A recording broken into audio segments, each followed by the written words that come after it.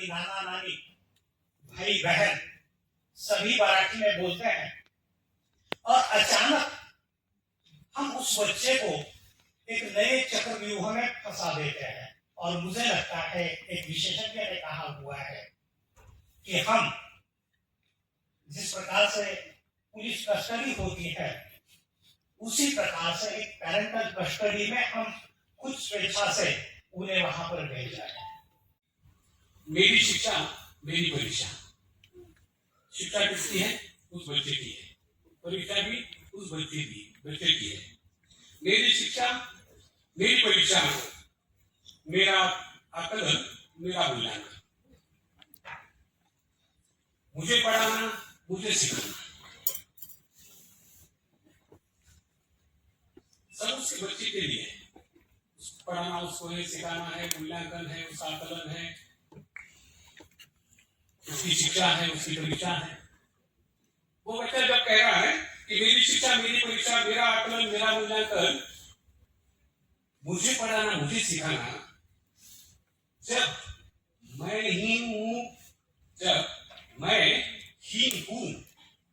इस सबके बीज में, जब मैं ही हूं इन सबके बीज में, तो मेरी भाषा क्यों नहीं है इसके बीच में?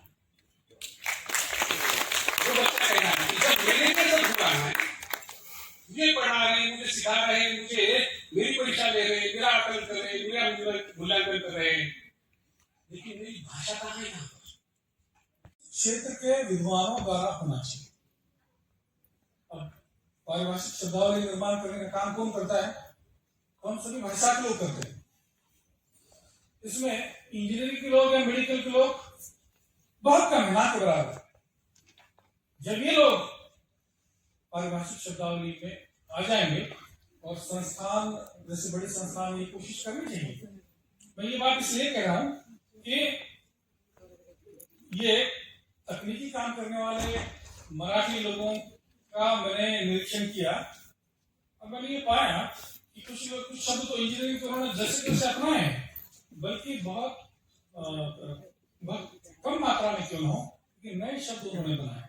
दिल्ली में जो सेंट्रल प्लेस है कहीं उस सभागार कहीं किसी सभागार में जो इंडिया गेट के पास है कहीं अरुंधति रॉय जिलानी के बगल में बैठकर बोलती है कि कश्मीर का इतिहास 600 साल पुराना है। यानी जब से वहां पर जो इस्लामिक आक्रमण शुरू हुआ और जेनोसाइड शुरू हो गए तब से वहां का इतिहास है। तो हम लोग जान गए, हमने कहा लाओ जी राज करेंगे, ये हमारा तोप खाना है। लाओ निर्मल पुराण, लाओ महाभारत, लाओ क्षेमेंद्र की नृपावली, लाओ विल्हन की विक्रमादेव चरित। संस्करण और मानकीकरण किया गया और इसको लेकर के विद्वानों ने समय समय पर अपने सुझाव दिए। पुरातन और वर्तमान लिपियों के कंप्यूटरीकरण से इनमें उपलब्ध भाषाई संपदा का प्रलेखन और संरक्षण भी संभव हुआ। यहाँ जो विद्यार्थी मित्र और विद्वजन बैठे हुए हैं उनको संभवतः मैं समझता हूँ कि उनको विदित होगा।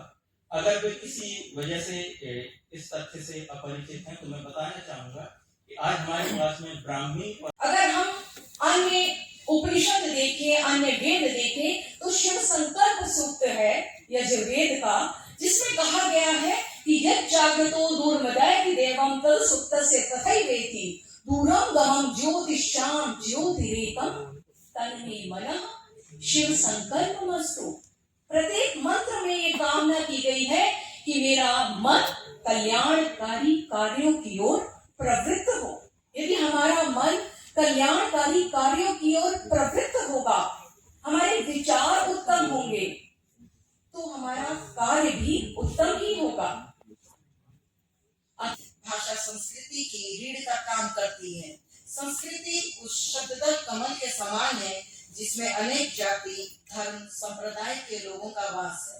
भारत जैसे बहुभाषी, बहुसांस्कृतिक और बहुधर्मी देश में भाषा, धर्म, संस्कृति जैसे मुद्दों पर आपसी मतभेद का होना स्वाभाविक ही है, क्योंकि इसके साथ भाषिक अस्मिता, सांस्कृतिक परिवेश, साहित्यिक समृद्धि का प्रश्न जुड़ा हुआ है, परंतु दूसरी ओर यह बड़ी सुखदपूर्ण स्थिति भी है कि 8वीं अनुसूची में दर्ज समस्त भारतीय भाषाओं का अपना समृद्ध साहित्य और सांस्कृतिक धरोहर है एवं इसके बोलने वालों की संख्या भी बहुत है।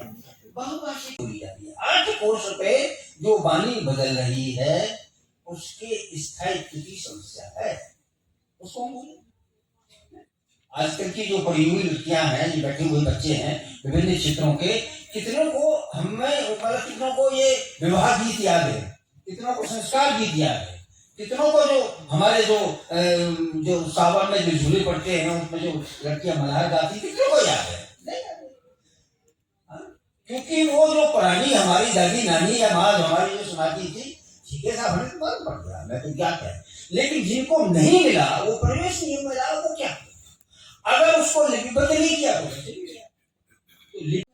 संस्थान के निदेशक महोदय का भी धन्यवाद ज्ञापित करते हैं। सभी विभागों के विभागाध्यक्ष, सभी प्राध्यापकों तथा कार्यरत अन्य सहयोगियों, अपने साथी शिक्षकों, प्रशासनिक अधिकारी तथा इस सभागार में उपस्थित हर एक सदस्य को मैं धन्यवाद ज्ञापित करती हूँ। एक और अति लाभ है, या में प्रकट लखात निज भाषा में कीजिए जो विद्या की बात। अगर आपने विद्या की बात करनी है तो आप निज भाषा में, अपनी मातृभाषा में करिए।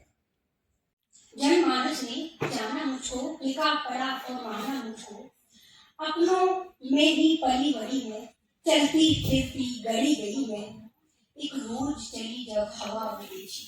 गौर कीजिएगा, एक रोज चली जब हवा विदेशी। यहाँ से विदेशी भाषा का मेरा तात्पर्य आप सभी समझ रहे होंगे, पश्चिमी संस्कृति। एक रोज चली जब हवा विदेशी, एक रोज चली जब हवा विदेशी, समझा सबने होगी मेरे जैसी, समझा सबने होगी मेरे जैसी, चकाचौंध की इस नवीन दुनिया में छिप सी गई हूँ, चकाचौंध की इस दुनिया में छिप सी गई हूँ।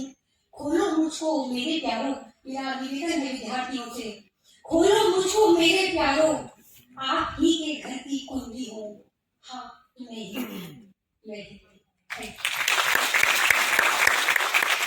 भविष्य में सभी भाषाओं को एक समान सम्मान दे, यही मेरी आपसे विनती है। धन्यवाद। उन्होंने बताया था कि हमारे भारत में जो बोली जाने वाली भाषाएं हैं उसमें 179 भाषाएं हैं और 544 बोलियां जो हैं वो उसमें रिकॉर्ड की गई थी उस सर्वे में।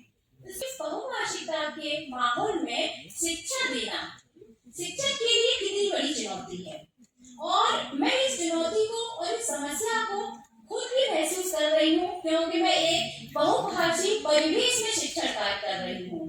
लेकिन हमें सभी की मातृभाषाओं को सम्मान भी देना है। ऐसे में एक शिक्षक क्या करें?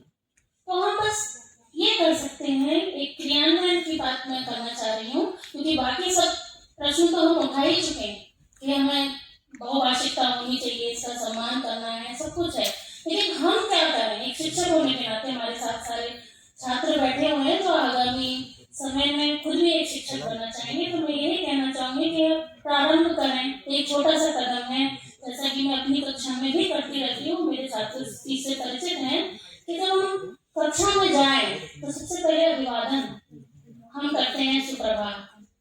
हम उनसे कह सकते हैं आप सभी अपनी अपनी भाषाओं में, अपनी अपनी मातृभाषाओं में हमें अभिवादन कीजिए। भारत के प्रत्येक राज्य में अलग अलग भाषा बोली जाती है, लेकिन हमारे जो पूर्वज हैं उनके अथक प्रयासों द्वारा उनमें अंतर्निहित एकता के दर्शन होते हैं। भारतीय संस्कृति बहुलतावादी है। इस बहुलतावादी संस्कृति की एक बड़ी विशेषता इसकी भाषा विविधता है। एक ऐसी कोरी कागज की तरह होता है जिस पर हम जो चाहे इबादत लिख सकते हैं। जैसा हमारा परिवार होता है, जैसे हमारे संस्कार होते हैं, जैसे हम वातावरण में रहते हैं, कहीं ना कहीं उसका प्रभाव हमारे बच्चों पर पड़ता है। भाषा और भाषा शिक्षण के संबंध में जो प्रावधान या उपलब्ध किए गए उनके संदर्भ में बहुभाषिक परिवेश में मातृभाषा शिक्षण के लिए क्या क्या चुनौतियां और संभावनाएं हो सकती हैं, इस पर हमारे 6 सत्रों में विचार मंथन हुआ। मैं हूँ कि आप पूरे दिन कार्यक्रम में रहे और इस कार्यक्रम की शोभा को आपने बढ़ाया। धन्यवाद, नमस्कार। संयुक्त तत्वाधान में 28 और 29 मार्च को एक बहुभाषिक परिप्रेक्ष्य में मातृभाषा शिक्षण चुनौतियां और संभावनाएं विषय पर केंद्रीय हिंदी संस्थान के अटल बिहारी वाजपेयी सभागार में एक संगोष्ठी का आयोजन किया गया। अगर उन चुनौतियों का निदान किया जाए तो वही हमारी संभावनाएं बनेंगी, वही हमारा निदान भी होगा। सबसे बड़ी बात है कि हीनता बोध हम मातृभाषा में, अपनी भाषा में, जिसमें हमें आत्मगौरव का भाव होना चाहिए और एक तरह से अपने भाषा के प्रति बहुत सम्मान का भाव होना चाहिए, वो हमारे भीतर कहीं न कहीं अंग्रेजी के वरक्ष या अन्य भारतीय भाषाओं के वरक्ष बैठा हुआ है। वह बहुभाषिकता को सर्जनात्मक प्रतिभा की क्षय कारक स्थिति मानते हैं, मगर भारत में बहुभाषिकता को क्षय कारक स्थिति नहीं अपितु सर्जनात्मक स्थिति मानी जाती रही है। और परिचय में क्या बोला? यत्र स्त्रीणाम किम अपरम जन्म भाषा वदेव प्रत्यावासम विलसति वचः संस्कृतम प्राकृतम च। हे राजन, मैं उस कश्मीर से आया हूँ जहाँ की स्त्रियां 3 भाषाएं जानती है। क्या भाषा जानती है? देशिज जन्म भाषा, देशिज भाषा को जन्म भाषा बोलते हैं, और संस्कृत और प्राकृत। तो बहुभाषा वाली बात तो हमारे लिए गौरव की बात तब रही है, तो आज हम क्यों परेशान हैं? एक निरंतर प्रक्रिया का काम होता है। बहुत बार उसके अपेक्षित परिणाम जो है वो बहुत देर से हमको मिलते हैं, और इसलिए मुझे आशा है कि इस चिंतन के परिणाम भी आपकी सोच विचार में परिवर्तन के माध्यम से हमें जरूर देखने को मिलेंगे। मातृभाषा में शिक्षा की ओर हमारा और आपका देखने का दृष्टिकोण इस संगोष्ठी ने निश्चित रूप से व्यापक किया होगा, ये मुझे पूर्ण रूप में विश्वास है। धन्यवाद को लंबा न खींचते हुए इस पूरे संस्थान परिसर में रहने वाले प्रत्येक सदस्य का हार्दिक अभिनंदन करती हूँ। संस्थान से आए हुए बाहर से जो विद्वत जनों की मंडली आई थी, उनके वक्तव्यों, उनके विचारों को मैं बहुत तहे दिल से उनके भी धन्यवाद अर्पित करती हूँ। मंचासीन सदस्यों का भी मैं धन्यवाद अर्पित करती हूँ। हमारे जो विभागाध्यक्ष हैं, अध्यापक गण हैं, हमारे पूर्व विभागाध्यक्ष भी बैठे हुए हैं, पहलवाल जी, जयशंकर शुक्ल जी, हमारे वर्तमान सर, उनका भी मैं धन्यवाद अर्पित करती हूँ। छात्रों का तो मैं तहे दिल से धन्यवाद करती हूँ कि वो जिस विचार से सुन रहे हैं उन्होंने बहुत कुछ समझा होगा, और मैं आग्रह करती हूँ कि अब हम जनगण मन के लिए खड़े हो जाएं और इस सभा को नई दिशा की तरफ ले जाएं।